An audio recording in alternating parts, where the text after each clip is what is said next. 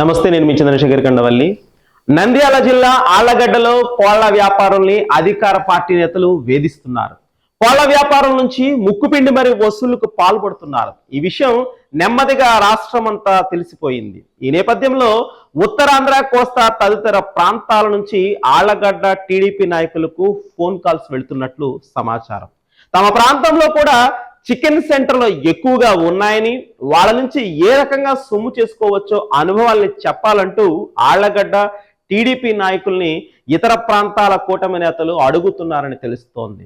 ఆళ్లగడ్డను చూసి ప్రక్క నియోజకవర్గాల టీడీపీ నేతలు కూడా అదే బాటలో పట్టారు. ఇప్పుడు ఇతర ప్రాంతాల ప్రజాప్రతినిధులు కూడా తామెందుకు కోళ్ల సొమ్మును విడిచిపెట్టాలని అనుకుంటున్నారు.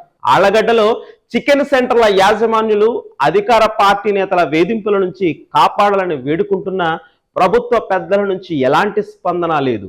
దీంతో ఇతర ప్రాంతాల కూటమి నేతలకు ఆదాయ మార్గం దొరికినట్లయింది. ఇప్పుడు కిలో చికెన్ 20 రూపాయలు వసూలు చేస్తున్నామని, అలాగే చికెన్ సెంటర్ల యాజమాన్యులను తమ దగ్గరే హోల్సేల్గా కోళ్లను కొనాల నిబంధన విధించి సొమ్ము చేసుకుంటున్నట్లు ఇతర ప్రాంతాల కూటమి నేతలకు చెబుతున్నారని సమాచారం. కాదేది దోపిడికి అనర్హమన్నట్టుగా కూటమి పాలనలో చివరకు కోళ్లను కూడా విడిచిపెట్టకపోవడం తీవ్ర చర్చనీయాంశమైంది. రౌతు మెత్తనుడైతే గుర్రం 3 కాళ్లపై పరిగెడుతుందంట. అట్లుంటుంది కూటమి పాలన అని చికెన్ వ్యాపారులు ఆవేదన వ్యక్తం చేస్తున్నారు.